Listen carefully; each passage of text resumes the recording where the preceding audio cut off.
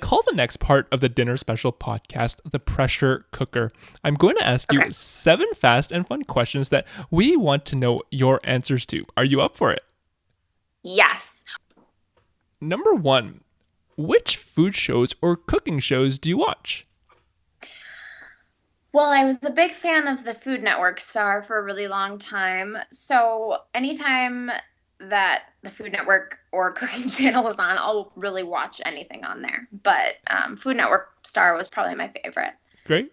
Number 2, what are some food blogs or food websites we have to know about? Okay, so I really, really love what'sgobbycooking.com, and she has just a really great approach to like healthy and indulgent food and beautiful photography. So you can pretty much find any kind of recipe you're looking for. Foodiecrush.com is another great one. If you like baking, Sarah of bromabakery.com, who I think has already been on your site. She's a very good friend of mine. And then healthy recipes, skinnytaste.com is another good one. Perfect. Number 3, who do you follow on Pinterest, Instagram, Facebook, or Snapchat that make you happy? Oh gosh. um, who do like on all of them or just Or one of you them? can choose just one of them if you like. Um, so who makes me happy on Instagram? So I really like following Andy Mitchell. She wrote a book, a memoir actually, and she's just really inspiring and just a fantastic woman. And it's been so fun to follow her on her journey. She's lost over like 150 pounds and just truly inspirational. So I follow her on Instagram, and then also I follow her blog. Great. Number 4, what is the most unusual or treasured item you have in your kitchen? Hmm.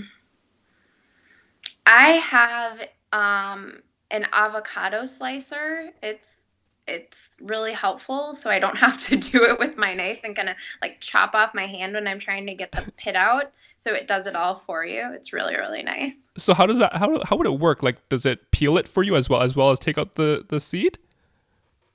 Well, you have to cut it in half and then you kind of so once it's cut in half, it kind of like digs into the side, but there's something in the middle that takes out the pit. Oh, cool. It's hard to describe, but if you look on Amazon, it's really, really great to have. Okay, great. Number 5, name one ingredient you used to dislike that you now love. Olives. Yeah.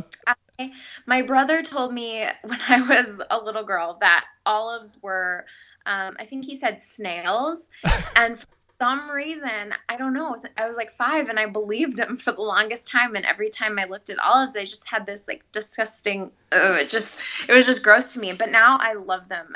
Especially black olives. I love putting them on my pizza and in my salads. Perfect. Number 6, what are a few cookbooks that make your life better? Cookbooks that make my life better. I have a lot of cookbooks. My favorites are probably so Skinny Taste. She has that website and she also came out with a really great cookbook and I love it because my boyfriend tends to not eat healthy, but has a lot of healthy meals, so we cook from it.